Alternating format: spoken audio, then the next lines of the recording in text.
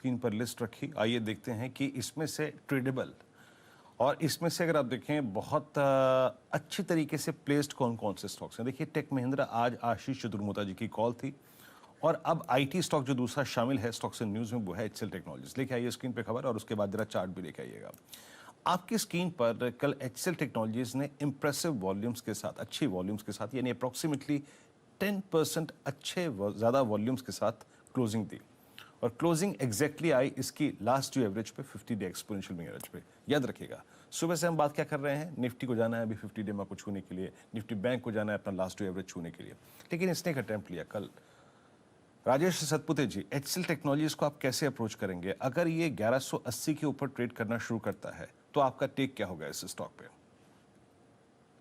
तो जबरदस्त है। यहाँ पे मुझे लगता है यहाँ पे जो बेस फॉर्मेशन है वो करीबन 1120 1150 इस 30 रुपए के रेंज पे बेस फॉर्मेशन हो चुका है और जो सप्लाई पॉइंट है वो 1180 और 1200 है। मुझे लगता है कि ओवरऑल चार्ट देख के इवेंचुअली ये जो रेजिस्टेंस जोन है वो निकल जाएगा और फिर जो नेक्स्ट पड़ाव बनता है मुझे लगता है in that case that will be completely 100 rupees upside है। तो मैं यही कहूंगा बायस पॉजिटिव रखे क्योंकि ये अपनी सपोर्ट को होल्ड रखा है 1170 ये करंट प्राइस है कैश में। आपका एक पोजिशनल स्टॉप लॉस रखे 1125 का और आपकी पोजीशन जो है वो बाय साइड की बनाए रखे 1120 1200 के बाद आप इस स्टॉप लॉस को ट्रेल कर सकते हैं।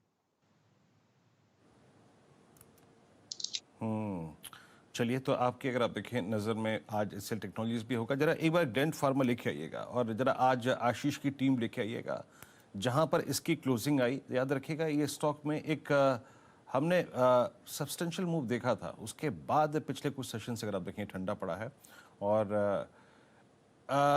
आपकी राय राजेश सतपुते जी, इस पर एक टेक चेक दीजिएगा। ग्लेन करीब करीब 3520 की ट्रैजेक्टरी में आके बंद हुआ और कल अच्छे वॉल्यूम्स के बीच में इसकी पिटाई हुई थी, लेकिन आप टेक्निकली कैसे अप्रोच करेंगे? थोड़ा सा एक्सपेंसिव स्टॉक की कैटेगरी में है। कल फार्मा में अगर आप देखें काफ़ी अच्छा खासा मूव था। एक टेक्निकल नज़रिया पेश कीजिएगा इस स्टॉक पे। 3650 3700 के रेंज के ऊपर अगर निकलना शुरू करे कल के डैमेज के बाद तो क्या अप्रोच रखेंगे आप इस स्टॉक में? वीरेंद्र जी देखिए इसकी प्रोबेबिलिटी बहुत ज्यादा है कि ये पॉजिटिव सरप्राइज करे। टेक्निकली अगर आप दो चार्ट देखें, एक तो डेली और एक वीकली, डेली चार्ट पे डेफिनेटली यहाँ पे ऐसा कोई सिग्नल नहीं है कि यहाँ पे बहुत बड़ा मूव मिलेगा, लेकिन हालांकि न्यूज बहुत पॉजिटिव है तो प्रोबेबली लेवल्स क्या होगा 3650 3650 के ऊपर बायस पॉजिटिव होगा और एक अच्छी रैली मिलेगी प्रोबेबली 4000 तक। और इसको जो सपोर्ट करता है वो है वीकली चार्ट। वीकली चार्ट पे उतनी मंदी नहीं लगती और इनफैक्ट वीकली पे यही दिखता है कि 3400 के आसपास इसका बेस फॉर्मेशन हो रहा है। सो आप कह सकते हैं 3500 से 3400 में बाइंग हो रही है। चलिए, ये रणनीति आपको stocks in news, chart checks और टेक्निकल कॉल्स पर फिलहाल आती हुई दिख रही है, लेकिन एक अहम डेवलपमेंट है ब्रोकरेज रिपोर्ट्स का। यतिन जी हमारे साथ जुड़ चुके हैं। एक मेन सेक्टोरल रिपोर्ट है और एक बहुत ही जानी मानी लिस्टिंग पर यहाँ पर एक बहुत अच्छी ब्रोकरेज ने राय व्यक्त की है। मोता साहब, स्टॉक से शुरू करेंगे या सेक्टर से? स्टॉक से शुरू करते हैं शैल जी। और जहां तक कि ब्रोकरेजेस का सवाल है, आज पेटीएम पे रिपोर्ट है। कोई मक्वेरी ने यहाँ बदलाव नहीं किए हैं। पेटीएम के टारगेट में 1200 रुपए ही टारगेट रखा है, लेकिन जो आरबीआई का discussion paper yesterday RBI governor ने बताया कि जो डिजिटल पेमेंट्स हैं वहां की जो चार्जेस हैं उसके लिए काफी सारे सुझाव मंगाएगी आरबीआई।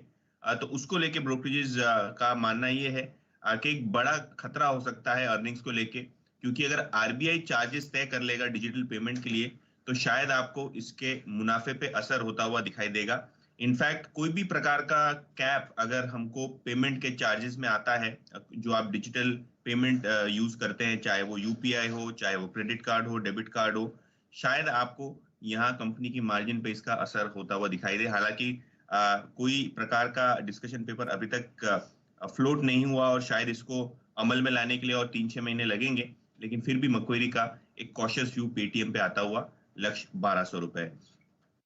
टू व्हीलर्स की बात करते हैं, क्योंकि जेफरीज बहुत अच्छी तरीके से ऑटो सेक्टर ट्रैक करता है और यहाँ अगर आप टू व्हीलर्स की बात करें तो जेफरीज को लगता है कि इलेक्ट्रिक व्हीकल्स का दबदबा आपको टू व्हीलर सेगमेंट में सबसे ज्यादा दिखेगा, क्योंकि नए प्रोडक्ट्स और जो रैंप अप हो रहा है सप्लाईज का, चाहे वो ओला इलेक्ट्रिक हो, चाहे वो एथर एनर्जी हो, जो अनलिस्टेड कंपनीज हैं टू व्हीलर इलेक्ट्रिक मार्केट में, वहां आपको कंपटीशन बढ़ते हुए दिखाई दे रहा है।